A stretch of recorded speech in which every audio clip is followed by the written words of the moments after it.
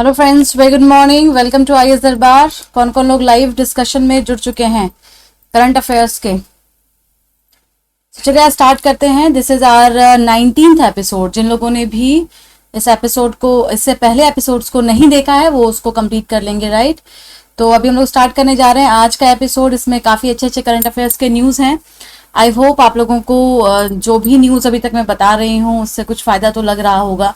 अगर मैंने बोला है किसी को कोई परेशानी होती है तो वो मुझसे पूछ सकता है। खास से क्लास के जो भी बच्चे हैं वो मुझसे डायरेक्टली कॉल करके बात कर सकते हैं, right? Hi Rahul, how are you? Shashank, Yashmin, सभी लोग आ चुके हैं। Very nice. तो इसको स्टार्ट करते हैं हम लोग। एंड कितने लोग हैं जो रिवीजन करते हैं? प्लीज मुझे कमेंट करके बताइए कितने लोग हैं जो रिवीजन करते हैं करंट अफेयर्स का, क्योंकि अगर आप रिवीजन नहीं करेंगे तो आपका कोई फायदा नहीं होगा, ये आपको पता होना चाहिए। अच्छा, करंट अफेयर्स को पढ़ने के क्या क्या फायदे हैं? क्या आपको ये मालूम है कि करंट अफेयर्स को पढ़ने के क्या क्या फायदे अभी तक हो सकते हैं? ये बहुत सारे लोग हैं जो करंट अफेयर्स को एक सब्जेक्ट समझते हैं। उनको लगता है कि करंट अफेयर्स अलग से कोई एक चीज है जिसको आपको कवर करना है, मतलब current affairs is just only current affairs. But ऐसा बिल्कुल भी नहीं है। आपने देखा होगा कि आज तक जो भी करंट अफेयर्स के न्यूज आप लोग पढ़ते हैं वो कहीं ना कहीं से आपके जीएस से लिंक्ड होता ही है, अदरवाइज आप उसको पढ़ते ही नहीं है। तो जनरल स्टडीज में अगर पेपर 1 में, 2 में, 3 में, किसी में भी आपको लग रहा है कि ये एसोसिएट हो रहा है, इसका मतलब क्या है कि हम जीएस के टॉपिक को साथ साथ में कवर करते जा रहे हैं। तो करंट अफेयर्स को पढ़ने का सबसे बड़ा फायदा ये है कि आपने इकोनॉमिक सब्जेक्ट पढ़ा है या नहीं पढ़ा है, इससे कोई फर्क नहीं पड़ता। इकोनॉमिक के कॉन्सेप्ट आपको पता चल जाएंगे, एनवायरनमेंट के कॉन्सेप्ट आपको पता चल जाएंगे। इसीलिए कहा जाता है कि करंट अफेयर्स को बहुत अच्छे से करना चाहिए। तो जो भी लोग, बहुत सारे बच्चे हमारे कंफ्यूज रहते हैं, खासकर क्लास वाले, क्या करें, नोट्स कैसे बनाएं, इतना पैनिक रहते हैं। Please don't panic, don't panic at all. बहुत ही सिंपल है। आप यहाँ पे सबसे पहले, आप अगर 2023 में एग्जाम दे रहे हैं तो नोट्स आपको बनाना है, कंपल्सरीली बनाना है, राइट? इसमें जो भी इंपॉर्टेंट पॉइंट मैं यहाँ पे बताती हूँ, ऑलमोस्ट जितने पॉइंट होते हैं वो इंपॉर्टेंट ही होते हैं, वो लिखने के लिए होते हैं। जो लोग 2024 में एग्जाम देने वाले हैं, कोशिश करें कि वो भी नोट्स बनाएं। अगर आपके पास टाइम नहीं है, क्राइसिस है, कोई बात नहीं, सुने जरूर, सुनना बहुत जरूरी है, ठीक है? और जो लोग 25-26 में देने वाले हैं उनको सिर्फ सुनना है। अभी नोट्स नहीं भी बनाएंगे तो चल जाएगा, बट सुनना जरूर है, ठीक है ना? तो आइए स्टार्ट करते हैं आज का पहला न्यूज। हाय शबनम, यस, इंटरव्यू में, बिल्कुल शबनम ने बोला इंटरव्यू में काम आता है, डेफिनेटली काम आता है। Anand Prakash, very good morning. चलिए स्टार्ट करते हैं आज का पहला न्यूज। बहुत ही अच्छा सा न्यूज है ये। आप लोगों को पता है पेन प्लस स्ट्रेटजी क्या होती है? किसी ने सुना है पेन प्लस स्ट्रेटजी? देखिए, एक होता है कम्युनिकेबल डिजीज, एक होता है नॉन कम्युनिकेबल डिजीज। अब देखिए, ये जो आपका टॉपिक है पेन प्लस स्ट्रेटजी, डायरेक्टली आपसे पूछा जा सकता है प्रीलिम्स में, इट इज रिलेटेड टू। तो ये जो न्यूज है, अगर ये एक स्ट्रेटजी है, गवर्नमेंट इंप्लीमेंट कर रही है, तो गवर्नमेंट पॉलिसी में आ जाएगा, पेपर 2 में आ जाएगा। लेकिन ये एक डिजीज भी है तो ये हेल्थ में भी आ जाएगा। हेल्थ कहाँ पर है? सोशल जस्टिस वाले पार्ट में भी है। तो हेल्थ एग्जैक्टली लिखा हुआ है आपके पेपर में, आप इसको लिंक करना सीखिए बच्चों, ठीक है ना? So what is the pen plus strategy against non communicable disease? गैर संचारी बीमारियां, ठीक है ना? गैर संचारी रोग मतलब क्या होता है? जो संचार से नहीं फैल सकते, नॉन कम्युनिकेबल, आप कम्युनिकेट करके नहीं फैला सकते। जैसे बहुत सारी ऐसी बीमारी होती है, आपको है, आप किसी के पास गए, आपने उनसे बात की, आपके बातचीत के दौरान आपके मुंह से जो भी लार्वा वगैरह निकल रहा है और सांस आप ले रहे हैं, उससे फैल गया, वायरस सामने वाले में गया और उससे फैल गया वो डिजीज। बट नॉन कम्युनिकेबल में ऐसा नहीं होता है। तो ज्यादातर जो नॉन कम्युनिकेबल डिजीज होते हैं वो कैसी? जो बड़ी बड़ी बीमारियां, गंभीर बीमारियां होती हैं, जैसे कि ब्लड प्रेशर, शुगर। तो लगा होगा अरे ब्लड प्रेशर गंभीर थोड़ी ना होती है, बिल्कुल गंभीर होती है। बीपी की प्रॉब्लम से कई बार हार्ट अटैक आ जाता है और हार्ट अटैक से मरने वाले लोगों की संख्या लगातार बढ़ रही है। तो आप सोचिए, ये सब सोचने का तरीका है। जैसे अगर आपके एग्जाम में आ गया कि non communicable disease is the cause of highest mortality, अगर ये क्वेश्चन आ जाता है कि गैर संचारी रोग जो मृत्यु दर है उसको बढ़ाने में सबसे बड़ा रोल प्ले करते हैं। That is absolutely correct statement, because ये WHO का डाटा है जो मैं आपको अभी आगे बताने वाली हूँ।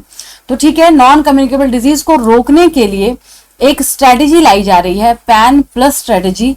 इस स्ट्रेटेजी में क्या होगा, देखरेख किया जाएगा, रणनीति बनाई जाएगी कि आखिर कैसे इन डिजीज को काउंटर किया जाए, कैसे रोका जाए, क्योंकि ये बहुत बड़ा रोल प्ले कर रहे हैं लोगों को मारने में, उनकी मृत्यु दर को बढ़ाने में। ठीक है, आई होप सभी को क्लियर हो रहा है, समझ में आ रहा है। ओके, सो नॉन कम्युनिकेबल के बारे में मैंने आपको सारी चीजें बता दी हैं। एक चीज याद रखिएगा, it is not infectious disease. ये इन्फेक्शियस नहीं होता है, इन्फेक्शन से नहीं पहुंचता, एक दूसरे के आसपास आने पर नहीं फैलता है। हृदय रोग, कैंसर, मधुमेह, आप देखते हैं आपके आसपास जो लोग हैं, डायबिटीज बहुत कॉमन हो गया है आजकल। आपकी फैमिली में, आसपास में आप देखते हैं कि डायबिटीज हर दूसरे लोग को है कहीं ना कहीं, राइट। तो अब देखिए WHO का एक रिपोर्ट रिलीज हुआ है। कोई भी स्ट्रेटेजी जब बनाई जाती है, कोई भी कानून बनाया जाता है, तो उसके पीछे कोई ना कोई रिसर्च जरूर होता है, याद रखिएगा। तो अगर कोई भी आपके सामने पॉलिसी लेके आ रही है ना सरकार, आपको समझ जाना चाहिए कि इस पर कोई रिसर्च अभी हाल ही में हुआ होगा। WHO के डाटा के हिसाब से 71%, आप सोचिए 71% आई एम टॉकिंग अबाउट, मतलब 100 में से 70%, 71% जो मौतें होती हैं, it is because of non communicable. यही सब डिजीज जो है, मधुमेह, डायबिटीज, कैंसर, हार्ट अटैक, आप देख रहे हैं आजकल हर मतलब कोई भी 45 ईयर्स, 50 ईयर्स, बहुत ही यंग एज कहीं ना कहीं, जब उनके बहुत उनके बच्चे छोटे हैं, वो अभी अपने करियर के पीक पर पहुंच रहे हैं, उसी समय में अचानक से हार्ट अटैक आता है। तो और उसका कारण बिल्कुल पता नहीं होता, राइट। तो इसीलिए इस पर इतना ज्यादा अभी सतर्क होने की बात चल रही है। अफ्रीकन कंट्रीज का क्या सीन है, अफ्रीकन कंट्रीज में ये जो मृत्यु दर है वो 27 to 88% के बीच में है। ठीक है, ओके, अब आगे बढ़ते हैं। इंडिया का क्या स्टेटस है नॉन कम्युनिकेबल डिजीज में? भारत की बात तो करनी चाहिए, WHO भारत को तो छोड़ेगा नहीं, बिल्कुल भारत के बारे में भी बताएगा। 5.8 million people die from NCD। मतलब आप सोचिए, भारत में 4 में से 1 मृत्यु जो होती है वो because of non communicable disease होती है, which is very big data. 4 मृत्यु में 1 मृत्यु इन चीजों की वजह से, हार्ट अटैक की वजह से या जो भी ये नॉन कम्युनिकेबल डिजीज है उसकी वजह से होना, मतलब अपने आप में बहुत ज्यादा खतरनाक है। 70 के एज में, इसमें जो डाटा आया है, रिसर्च है, उसके हिसाब से 70 के एज में ये इश्यूज ज्यादा देखे जा रहे हैं।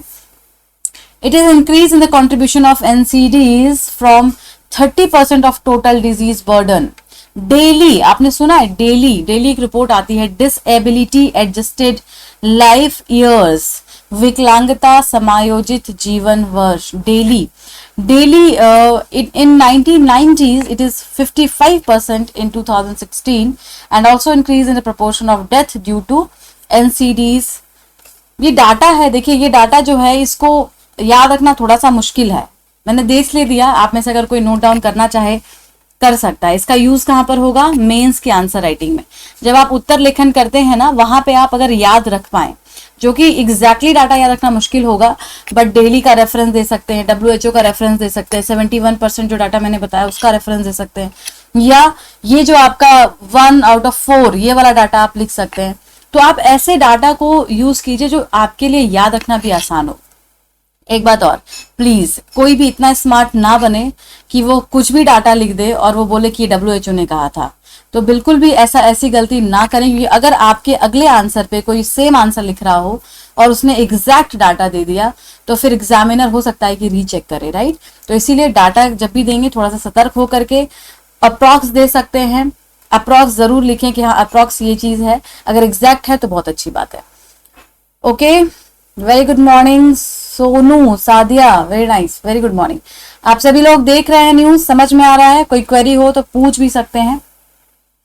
अब आइए हम लोग थोड़ा साइंस टेक पे चलते हैं। वो पिछला वाला न्यूज क्लियर हो गया होगा आपको। Artemis 1 mission, science and technology कहां पर है सिलेबस में? कहां पर है सिलेबस में? ऑफ कोर्स GS पेपर 3 में, साइंस एंड टेक, विज्ञान एवं प्रौद्योगिकी। आर्टेमिस 1 मिशन किसका है? इसरो का है, ऑप्शन आ जाएगा, इसरो या भारत, अमेरिका, चाइना, जापान, किसका है? ऑफ कोर्स नासा का है, ठीक है ना। National Aeronautics and Space Administration NASA का प्रोग्राम है आर्टेमिस प्रोग्राम, जिसको कि वो लॉन्च करने वाला है, Artemis 1, and it will test the agency of space launch system SLS rocket system से इसको टेस्ट किया जा रहा है। इसमें ओरियन क्रू कैप्सूल भी बनाए गए हैं। ये सारे टेक्निकल टर्म्स हैं जिसको आपको थोड़ा रखना है दिमाग में कि अगर आ गया ऑब्जेक्टिव टाइप में तो आप गेस कर पाए कि हाँ ये आर्टेमिस 1 का ही हिस्सा है, उसका ही पार्ट है। ठीक है, so it is the first in the series of increasing complex mission to build long term human presence at moon. चंद्रमा पर आप जाके चले जाएं, आसानी से चले जाएं, रुक जाएं, उसी के लिए ये आर्टेमिस प्रोग्राम है। आर्टेमिस जब भी आप कॉन्सेप्ट सुनेंगे तो आपको समझ में आ जाना चाहिए कि it is related to the moon. Moon पर लोगों को पहुंचाने का जो कार्यक्रम है वो आर्टेमिस के द्वारा ही नासा करता है। ठीक है, ये पूरा प्रोग्राम है आर्टेमिस 1 नासा का है। Please remember Orion spacecraft and space launch system rocket. ठीक है, आगे बढ़ते हैं। बांग्लादेश और भारत के बारे में आप सभी लोग जानते हैं। कैसा है बांग्लादेश और भारत का रिलेशन? अभी बहुत अच्छा है, बीच में थोड़ा सा खराब हुआ था, but most of the time India Bangladesh का रिलेशन अच्छा होता है। हाँ, कुछ थोड़े बहुत कॉन्फ्लिक्ट्स चलते रहते हैं, विवाद जैसे कि रिवर को लेकर के, बाउंड्रीज को कहीं कहीं पर लेकर के, लेकिन जो ओवरऑल दोनों देशों का रिश्ता है, पॉलिटिकल रिलेशन है, वो बहुत ही अच्छा है। इवन डेवलपमेंट भी दोनों देश आपस में मिलकर के करते हैं। कई सारे प्रोजेक्ट हैं जो बांग्लादेश को लेकर के भारत कर रहा है। तो क्या आपको मालूम है किसी भी एक प्रोजेक्ट का नाम अगर आप बताना चाहें कमेंट में जल्दी से बताइए। कोई भी एक प्रोजेक्ट जो कि इंडिया और बांग्लादेश दोनों उसमें शामिल हों, कोई भी एक ऑर्गेनाइजेशन का नाम आप बोल सकते हैं, जल्दी से बताइए। India Bangladesh river water sharing MOU, एक MOU भी बनाया गया है, एक मसौदा तैयार किया गया है जिसमें कि दोनों देशों का जो नदियों का पानी है वो किस तरीके से उसका बंटवारा होगा, क्या होगा, उस पर बातचीत चल रही है। ठीक है, तो एक 38th मीटिंग हुई थी जॉइंट रिवर कमीशन, JRC की जॉइंट रिवर कमीशन की मीटिंग है। उसके तहत दोनों देशों ने मीटिंग किया है और इसमें रिवर वाटर को कैसे डिस्ट्रीब्यूट किया जाएगा इस पर बात हो रही है। कौन सा रिवर, ये बहुत इंपॉर्टेंट है। तो रिवर याद रखिएगा फेनी। फेनी रिवर कहां पर है? त्रिपुरा में है। ठीक है, तो त्रिपुरा में जो फेनी रिवर है, इसका वाटर जो फ्लो हो रहा है उसको लेकर के दोनों देशों के बीच में एक मेमोरेंडम ऑफ अंडरस्टैंडिंग साइन किया गया है। और इसका हालांकि ये बहुत दिनों से न्यूज में, फेनी रिवर पूछा भी जा चुका है जहां तक मुझे याद आ रहा है UPSC में, बट आप इसको याद रखेंगे, इसके ट्रिब्यूटरीज वगैरह के बारे में भी आप इसको याद रखेंगे। ज्वाइंट रिवर कमीशन क्या है, कब बनाया गया था? 1972 में। आपको याद होगा 1972 में क्या हुआ था? 1972 में बांग्लादेश को बनाया गया था। पहले वो पाकिस्तान ही था, राइट? ईस्ट पाकिस्तान और वेस्ट पाकिस्तान। तो ईस्ट पाकिस्तान वाज बांग्लादेश। बांग्लादेश तब बनाया कब? 1972 में। इंदिरा गांधी का बहुत बड़ा रोल रहा था। और फिर दोनों देशों ने मिल करके आपस में एक रिवर कमीशन तैयार किया। जो भी दोनों देशों के बीच में कॉन्फ्लिक्ट्स थे उसको कैसे रिजॉल्व करना है, कैसे ठीक करना है, इसके लिए इसमें आपस में मिलकर बात की जाती है। बॉर्डर, कोई भी डिस्प्यूट है उसको सुलझाया जाता है दोनों देशों के बीच में। ठीक है, कुशियारा रिवर प्लीज नोट कीजिए इसको। Kushiyara river is a distributary river in Bangladesh and Assam. Distributary river है ये कुशियारा रिवर। एक होता है ट्रिब्यूटरी, एक होता है डिस्ट्रीब्यूटरी। डिस्ट्रीब्यूटरी क्या होता है? ट्रिब्यूटरी वो होती है जो आकर के नदी में मिलती है और वो उस मेन नदी में मिलके और आगे जाकर के समंदर में मिल जाती है। डिस्ट्रीब्यूटरी होता है जब मेन रिवर से दूसरी रिवर निकल करके जाती है, राइट? तो यहाँ पे डिस्ट्रीब्यूटरी कौन है? कुशियारा रिवर है, जो कि बांग्लादेश और असम के बीच में है, ये भी याद रखिएगा। एंड ये बॉर्डर बनाती है बांग्लादेश और इंडिया के बीच में। It is a branch of Barak river. अभी मैं किसकी बात कर रही थी? फेनी की बात करी थी, याद है? फरमान, एनी क्वेरी, एनी क्वेश्चन? ठीक है, फेनी रिवर क्लियर है कहां पर है? कभी हम किसकी बात कर रहे हैं? बराक रिवर की बात कर रहे हैं। उसी की ब्रांच है कुशियारा रिवर।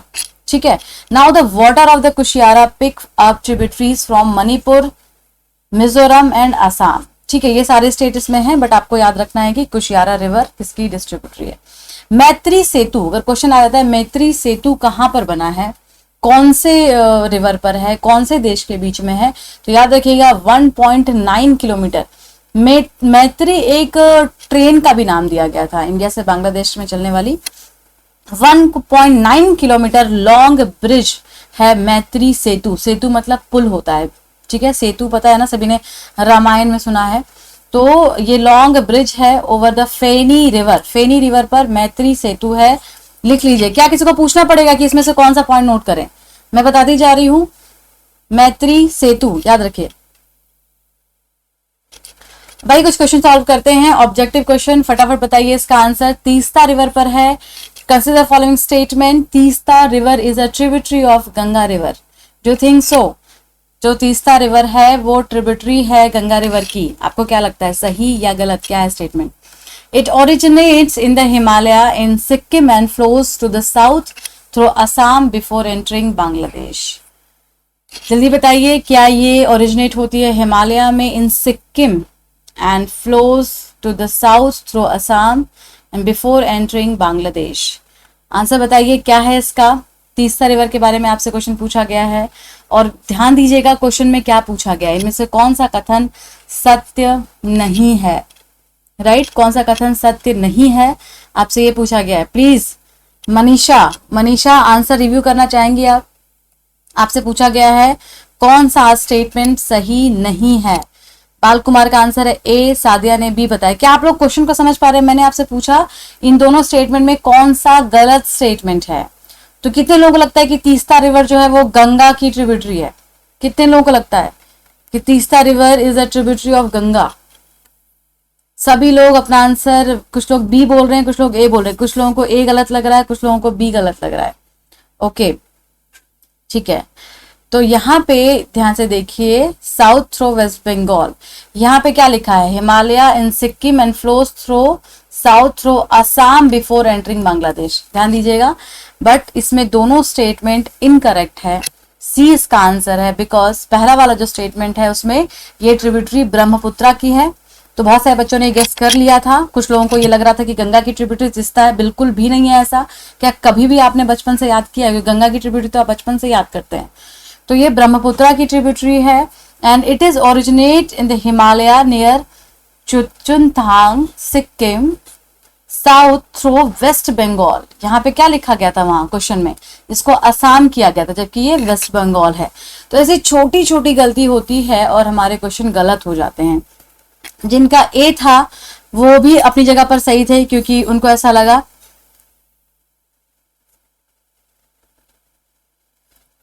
क्या सभी को लाइव दिख रहा है? वीडियो दिख रही है ना सभी लोगों को? आई होप क्लैरिटी है, ठीक है। तो अब उसके बाद हम लोग, इसका आंसर समझ में आ गया, सी है इसका आंसर। आगे बढ़ते हैं। वन नेशन वन फर्टिलाइजर, इस पर न्यूज है। One nation one fertiliser, the ministry of chemicals and fertilisers has announced that it has decided to implement one nation one fertiliser. आजकल ये कॉन्सेप्ट बहुत चल रहा है, one nation one ration card, one nation one Aadhaar, है ना, one nation one fertiliser. तो ये काफी चल रहा है कि पूरा एक देश और उसमें एक फर्टिलाइजर। क्या मतलब है? इसको इंट्रोड्यूस किया जाएगा। मिनिस्ट्री जो इसमें, कौन सी मिनिस्ट्री कार्यरत हो सकती है? फर्टिलाइजर वाली मिनिस्ट्री, जो ministry of chemical and fertiliser है, वो इंट्रोड्यूस किया है सिंगल ब्रांड फॉर फर्टिलाइजर। देखिए अब क्या होता है कि जब अलग अलग तरीके के फर्टिलाइजर मार्केट में आते हैं, सबके दाम भी अलग अलग होते हैं, दूसरा सबका जो इम्पैक्ट होता है वो भी अलग अलग होता है। तो इसीलिए ये टारगेट बनाया गया कि एक सिंगल ब्रांड का फर्टिलाइजर पूरे देश में लाया जाएगा और उस फर्टिलाइजर को फिर उसमें सारी चीजें देखी जाएंगी कि उसका क्या क्षमता है, उसमें कुछ कमियां तो नहीं है, कैसा क्या है। और इसीलिए वन फर्टिलाइजर वन नेशन का कॉन्सेप्ट सरकार लेकर के अभी आ रही है। किसके तहत? प्रधानमंत्री भारतीय जन उर्वरक परियोजना, ठीक है, प्रधानमंत्री भारतीय जन उर्वरक परियोजना। इसके तहत जो भी फर्टिलाइजर को अच्छा बनाने का या उस पर सब्सिडी देने का, इन सब का काम होता है। ओके क्लियर है? ये वाला न्यूज क्लियर है? चलिए, one nation one fertiliser scheme क्या है जान लीजिए। इसका नाम, ब्रांड, लोगो, ये सब कुछ एक कंपनी को दिया जाएगा, ठीक है। वो उसमें पूरी तरीके से जिम्मेदारी लेगी, उसकी अकाउंटेबिलिटी लेगी। And on the remaining of 2/3 space the Bharat brand and Pradhan Mantri Bharatiya Jan Urvarak Yojana logo will have to be shown. बस इट इज लाइक कि एक प्राइवेट कंपनी होगी, एक गवर्नमेंट होंगे, दोनों मिल करके एक फर्टिलाइजर की कंपनी पे काम करेंगे। इनका कुछ लोगो होगा और इस लोगो को यहाँ पे दोनों का लोगो लगा होगा, कंपनी का भी लोगो लगा होगा और सरकार का भी लोगो लगा होगा। इसको किसान खरीदेंगे, इस पे कुछ सब्सिडी दिया जाएगा और किसान इसी फर्टिलाइजर को फिर अपने खेतों में इस्तेमाल करेंगे। ठीक है, फर्टिलाइजर मतलब समझ में आ तो रहा है, हिंदी मीडियम में कोई दिक्कत तो नहीं है। फर्टिलाइजर मतलब उर्वरक, खाद जिसको आप बोलते हैं, खाद। ठीक है, अगला न्यूज है अनंगताल। कहाँ है ये अनंगताल? अनंगताल, अनंगताल को बनवाया गया था तोमर राजा ने। अनंगताल, तोमर राजा अनंगपाल तोमर, ध्यान दीजिएगा, अनंगपाल तोमर के नाम पर है ये अनंगताल। ओके, और यहाँ पे जोग माया टेम्पल भी उपस्थित है। बहुत पुराना है ये जो अनंगताल है, बहुत पुराना है। ये कुतुब कॉम्प्लेक्स में है। ठीक है, कुतुब कॉम्प्लेक्स में है। 1060 AD, सोचिए कितना पुराना है, 1000 AD का है। मतलब अभी आप 2022 में हैं, तो आप सोचिए कि आप 1060 में अगर होते तब इसको बनवाया गया था। सिचुएटेड है ये कुतुब कॉम्प्लेक्स के अंदर। अनंगपाल तोमर ने इसको बनाया है, अनंगताल को। अब ये न्यूज में क्यों है? बिकॉज जो हेरिटेज को प्रोटेक्ट करती है ASI, उसके अंडर अभी इसको दिया जाएगा, क्योंकि ये बहुत ही पुराना एक धरोहर है और उस धरोहर को कैसे प्रोटेक्ट किया जाए उसके लिए भी अब काम चलेगा। सरकार इसीलिए इसको अपनी निगरानी में ले रही है। Monument of national importance declare किया गया है। अनंगताल, जिसका नाम अभी तक शायद आप नहीं जानते होंगे, अब आपको ये जानना है क्योंकि ये मॉन्यूमेंट ऑफ नेशनल इंपॉर्टेंस में शामिल किया गया है। नेशनल, इसका मतलब क्या हुआ कि जो हमारे देश में बहुत ही इम्पॉर्टेंट, महत्वपूर्ण ऐसे मॉन्यूमेंट हैं, धरोहर हैं, जो बहुत ही आदिम काल में बनाए गए थे, वो आज भी उपस्थित हैं। उनको प्रोटेक्ट किया जाता है, लोगों को बताया जाता है कि देखो इसमें क्या चीजें हैं। इसको इसका जैसे यहाँ मान लीजिए काई पड़ी है, जम गई है ना, और लोग इसमें कूड़ा डाल रहे हैं, तो इन सभी को हटाना है, साफ करना है, सुरक्षित करना है और लोगों के लिए एक टूरिस्ट प्लेस बनाना है इसको। इसीलिए नेशनल इंपॉर्टेंस में डाला गया, ताकि आप इसको जाने। बिल्कुल सही बात है। सादिया बी ने कहा महरौली। महरौली में क्या है? कुतुब मीनार है और ये कुतुब कॉम्प्लेक्स में उपस्थित है। ठीक है, तो महरौली इज इन दिल्ली, कुतुब मीनार दिल्ली में, सब लोग बचपन से पढ़ते आए। अगला है ई श्रम पोर्टल। ई श्रम पोर्टल, श्रम पोर्टल किससे संबंधित होगा, क्या लगता है आपको? Supreme Court has directed the state to register unorganised worker on the portal within 6 week.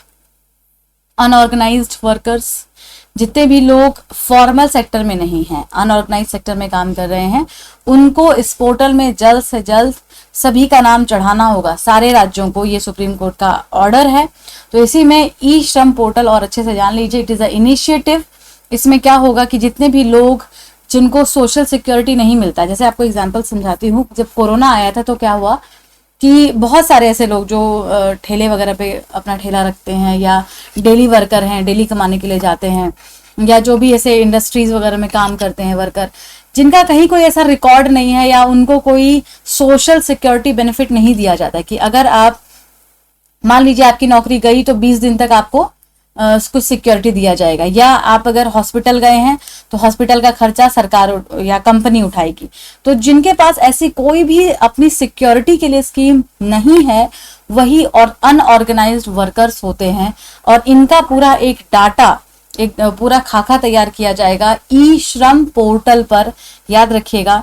और जितने भी श्रमिक हैं उनको पंजीकृत किया जाएगा, ताकि आने वाले किसी भी तरीके के अगर ऐसी आपदा आती है, परेशानी आती है, तो हम उनको प्रोटेक्ट कर सकें, बिकॉज उस पर उनका नाम होगा पोर्टल पर, उनको डायरेक्ट बेनिफिट दिया जा पाएगा। बिल्कुल सही बात है। लेबर्स, हाँ, ई श्रम पोर्टल, देखिए कौन कौन से लोग इस कैटेगरी में आते हैं, अनऑर्गेनाइज्ड वर्कर्स में आते हैं, कंस्ट्रक्टर वर्कर, माइग्रेंट, कोई लोग कमाने के लिए आते हैं, दिल्ली बहुत सारे लोग कमाने के लिए आते हैं, गिग एंड प्लेटफॉर्म वर्कर। मैंने आपको एक दिन बताया था ना गिग इकोनॉमी के बारे में, कि वो लोग जो अपना सेल्फ जॉब करते हैं, फ्रीलांसिंग का काम करते हैं, स्ट्रीट वेंडर्स जो भी ये ठेले वगैरह पे काम करते हैं, डोमेस्टिक वर्कर्स दूसरे लोगों के घरों में जो जाकर के सर्विस प्रोवाइड करते हैं, एग्रीकल्चर वर्कर्स भी इसमें आते हैं। ये याद रखिएगा, ये बहुत इंपॉर्टेंट है।